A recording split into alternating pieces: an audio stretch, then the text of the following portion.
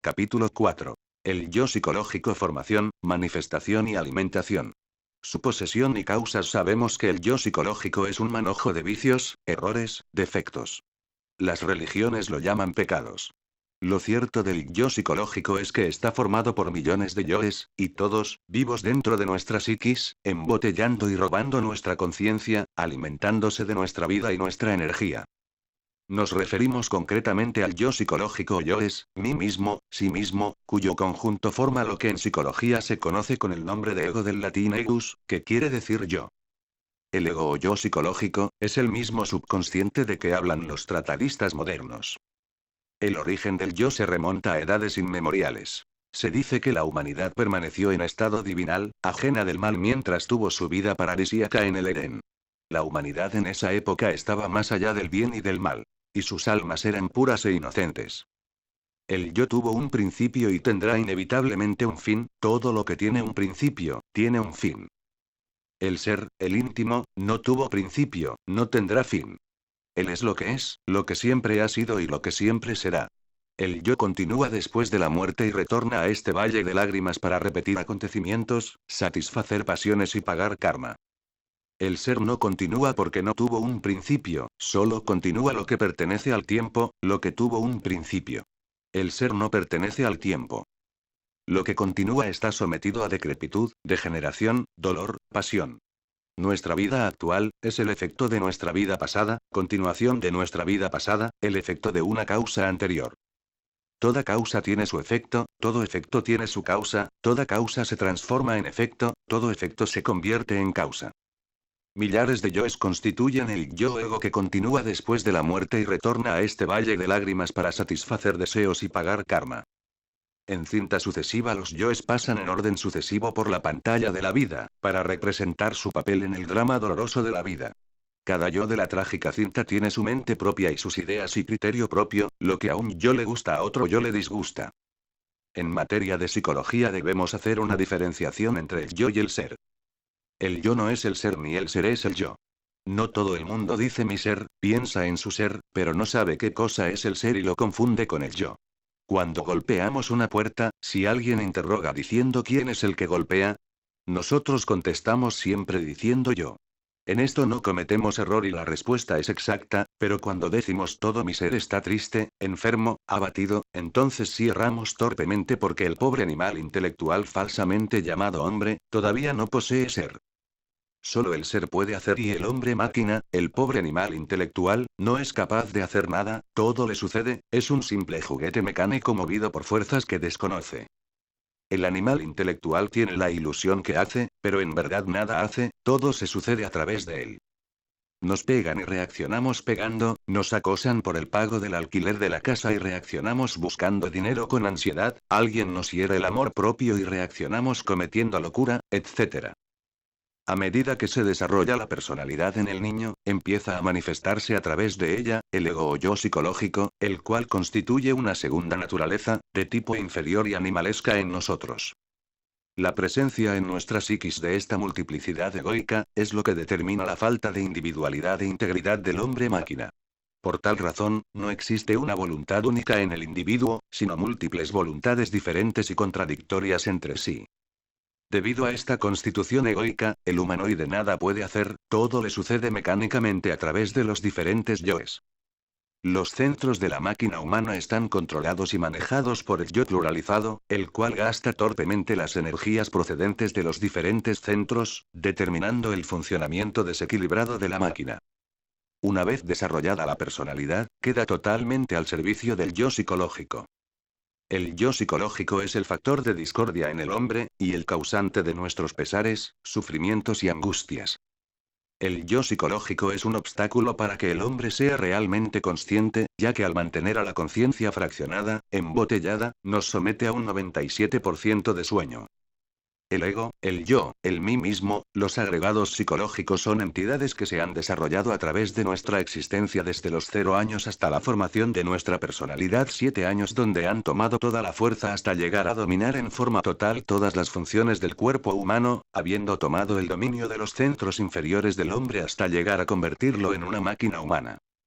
Esos defectos o yoes que se manifiestan a través de todos los centros, por medio de las impresiones, pasan luego al centro respectivo, ya sean estos de tipo sexual, de movimiento, emocionales, instintivos, etc. De esa forma el yo ejerce acción sobre los 5 centros de la máquina humana. La personalidad juega un papel muy importante en el transcurso de nuestra vida horizontal, debido a que es el instrumento a través del cual se manifiestan los diferentes yoes que ha creado. Nuestra personalidad manifiesta nuestros yoes, sin ella no pueden manifestarse en la tercera dimensión. Es urgente que aniquilemos el ego y este solo es aniquilado con fuego. Para esto debemos empezar por auto-observarnos. Nos debemos referir además al plexo solar, centro emocional sabiamente colocado por la naturaleza en la región del ombligo. Es incuestionablemente que este magnífico ascendiente del bípedo tricerebrado o tricentrado se satura íntegramente con la esencia sexual de nuestros órganos creadores. Se nos ha dicho que el ojo mágico del vientre es estimulado frecuentemente por el hidrógeno sexual Psi-12 que sube desde los órganos sexuales. Es pues un axioma inquebrantable de la filosofía hermética el que en la región del vientre existe un poderoso acumulador energético sexual. Mediante el agente sexual cualquier representación puede tomar forma en el campo magnético del plexo solar. Lo ideoplástico representativo, constituye en sí mismo el contenido del bajo vientre. En modo alguno exageramos cuando enfatizamos la idea básica de que en el vientre se gestan los yoes que surgen más tarde a la existencia. Tales entidades psicológicas, ideoplásticas de ninguna manera vendrían a la existencia sin el agente sexual.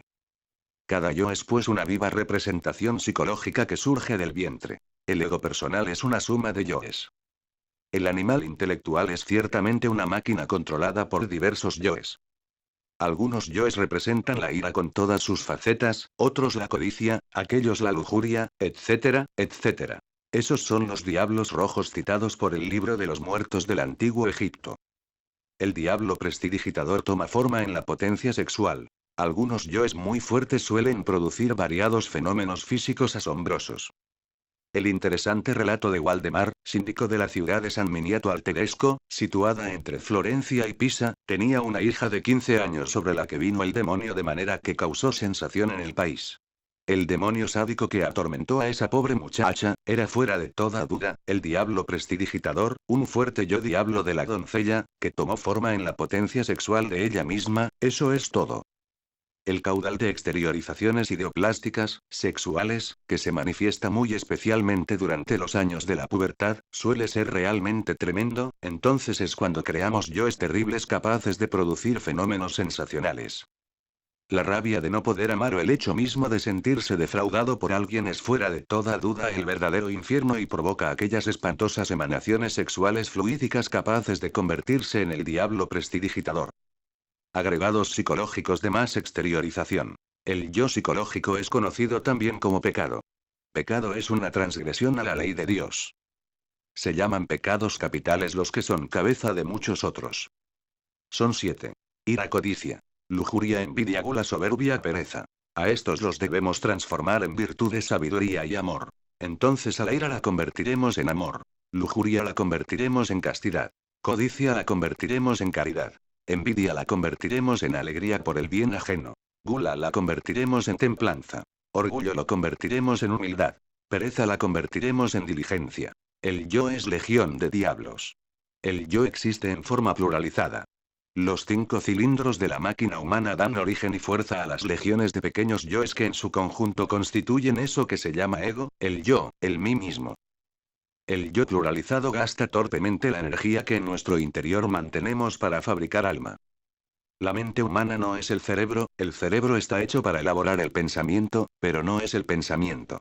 La mente es energética y sutil, mas nosotros cometemos el error de autodividirnos en millares de pequeños fragmentos mentales, que en su conjunto, componen eso que es la legión del yo pluralizado. Realmente el yo psicológico, con todo su orgullo, soberbia, ambición, codicia, violencia, etc., es un puerco inmundo. Dentro del yo tenemos todos los factores que producen guerra, esos factores se conocen como crueldad, egoísmo, codicia, ambición, odio, astucia, etc. Todos los seres humanos somos imperfectos, todos tenemos el famoso yo y todos tenemos el mismo defecto, los que no tenemos un defecto en una dirección, lo tenemos en otra. Todos parecemos cortados por la misma tijera. El yo pluralizado gasta torpemente dicho material psíquico en explosiones atómicas absurdas de envidia, codicia, odio, celos, fornicaciones, apegos, vanidades, etc. Conforme el yo pluralizado va muriendo de instante en instante, el material psíquico se va acumulando dentro de nosotros mismos. El ego se alimenta de las bajas pasiones, se nutre de nuestros bajos deseos, pasiones morbosas, fornicación, adulterio, vida sucia. Todos ellos constituyen los mercaderes del templo de los que nos hablaba el Cristo.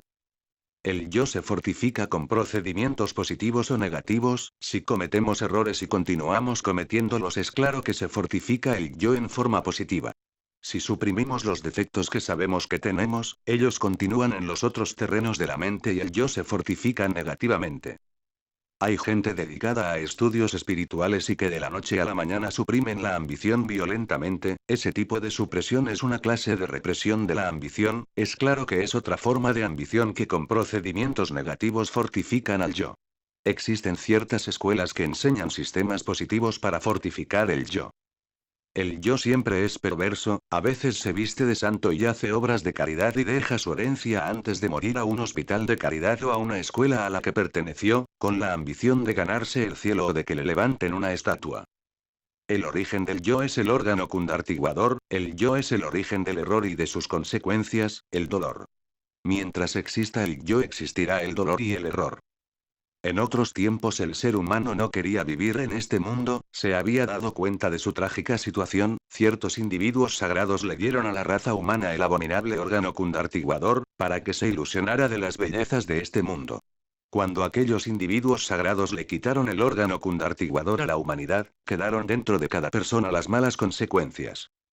Toda idea, pasión, afecto, deseo, vicio, etc., tiene su correspondiente entidad y el conjunto de todas esas entidades es el yo pluralizado.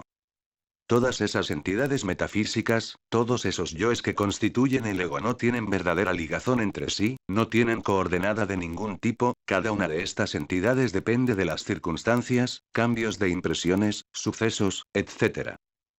La pantalla de la mente cambia de colores o escenas a cada instante, todo depende de la entidad que en cualquier momento controla a la mente. Por la pantalla de la mente van pasando en continua procesión las distintas entidades que en su conjunto constituyen el ego o yo psicológico. Las diversas entidades que constituyen el yo pluralizado se asocian, se disocian, forman ciertos grupos especiales de acuerdo con sus afinidades, riñen entre sí, se desconocen. Los mensajes del yo psicológico los clasificamos de dos formas. 1. Mensajes fotográficos. 2. Mensajes fonográficos. La medicina oficial ha avanzado mucho sobre este tema y ha creado una ciencia que es la electrofisiología. Esta ciencia ha permitido tomar fotografías de los mensajes eléctricos que se manifiestan en el cerebro y que hacen actuar al ser humano. Ellos han plasmado lo que se llama paisajes eléctricos, situaciones mentales que se presentan en el interior de nuestra psiquis. También dicen algunos médicos, de diferentes países, que lo que ordena al cuerpo a actuar y a realizar cierto tipo de actuaciones, son llamadas voces eléctricas.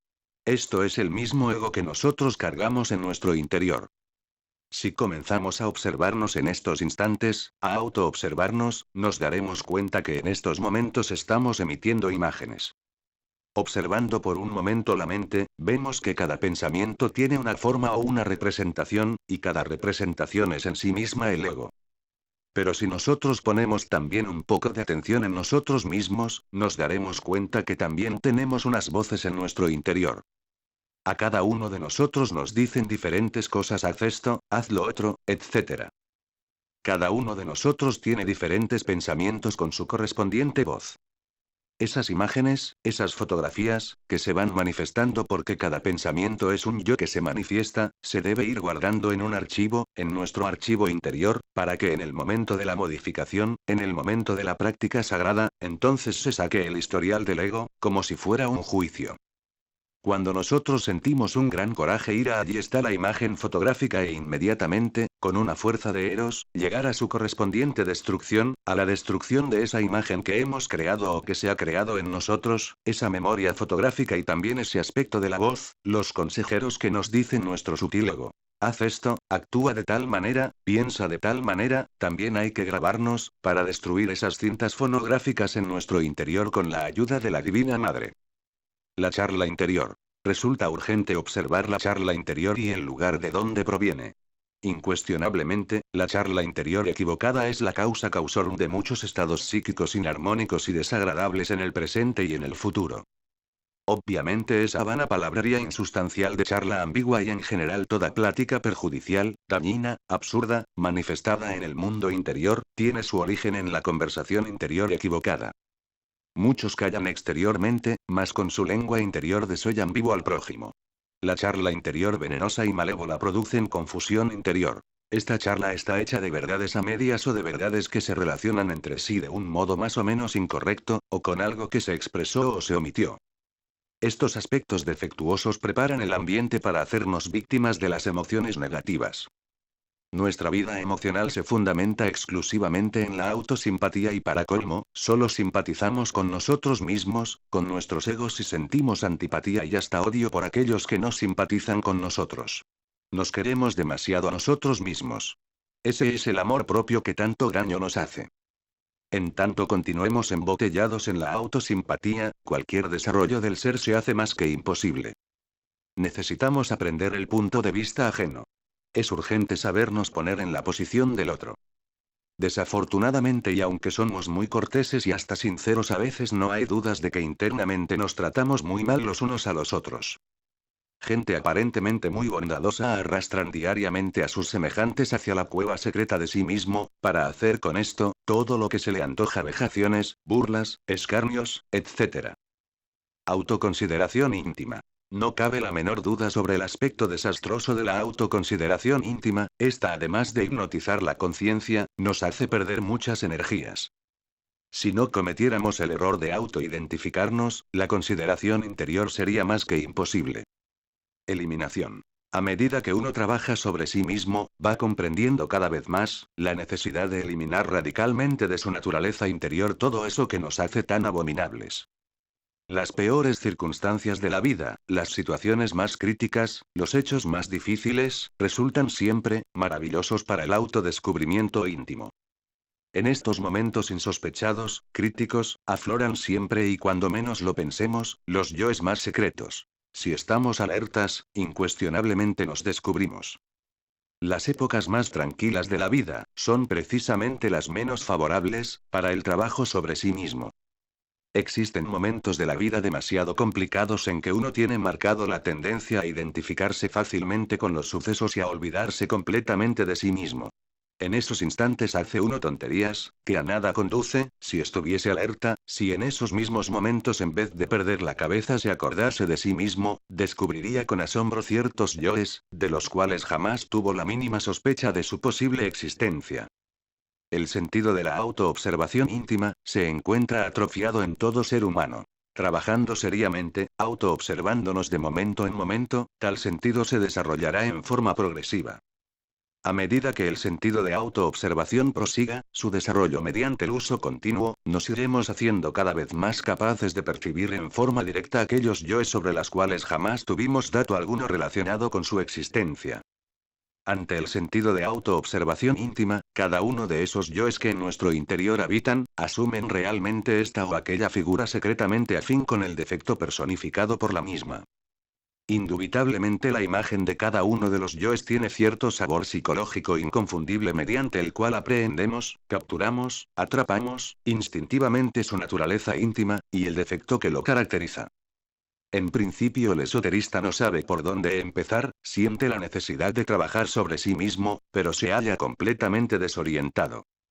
Aprovechando los momentos críticos, las situaciones más desagradables, los instantes más adversos, si estamos alertas, descubriremos nuestros defectos sobresalientes, los yoes que debemos desintegrar urgentemente. A veces puede empezarse por la ira o por el amor propio o por el desdichado segundo de lujuria, etc. El centro de gravedad permanente. No existiendo una verdadera individualidad, resulta imposible una continuidad de propósitos. Si no existe individuo psicológico, si en cada uno de nosotros viven muchas personas, si no hay sujeto responsable, sería absurdo exigirle a alguien continuidad de propósitos. Bien sabemos que dentro de una persona, viven muchas personas, entonces el sentido pleno de la responsabilidad no existe, realmente en nosotros. Lo que un yo determinado afirma en un instante dado, no puede revestir ninguna seriedad, debido al hecho concreto de que cualquier otro yo puede afirmar exactamente lo contrario en otro momento. Es urgente comprender que solo trabajando sobre sí mismo con verdadera continuidad de propósitos y sentido completo de responsabilidad moral, podemos consagrar la totalidad de nuestra existencia al trabajo esotérico sobre sí mismos. Es urgente comprender la necesidad de permanecer ubicados, en recuerdo constante de sí mismo, para poder ir acrecentando la conciencia. Es necesario que hagamos un balance diario de la conciencia. Mediante esta evaluación podremos darnos perfectamente si en verdad, estamos siendo serios en nuestro trabajo o si, por el contrario, seguimos viviendo una vida mecánica y repitiendo como loros la enseñanza para que otros la vivan. El balance de la conciencia debe ser una autoevaluación que la persona debe realizar diariamente, en una forma justa, para conocer y comprender cuál es lo bueno y lo malo del trabajo que está realizando. La práctica del balance de la conciencia y de la autoobservación le van a dar la clave de sus fallas. La persona que se propone hacer un trabajo de regeneración y de transformación, forma su centro de gravitación en el corazón, permitiendo así que la luz del ser, la comprensión del ser y el amor del ser le den claridad y la ubicación que debe tener consigo mismo y con la humanidad. La persona que aprende a tener su centro de gravitación en el corazón, aprende a respetar el derecho ajeno, aprende a enseñar con el ejemplo y sabe aprender de todo el mundo, lo bueno que le enseñen para ser un ciudadano útil a la sociedad. ¿Qué es el nivel del ser? Psicológicamente hablando, es la distancia, escalón o peldaño, en que nos encontramos, con respecto a nuestro real ser.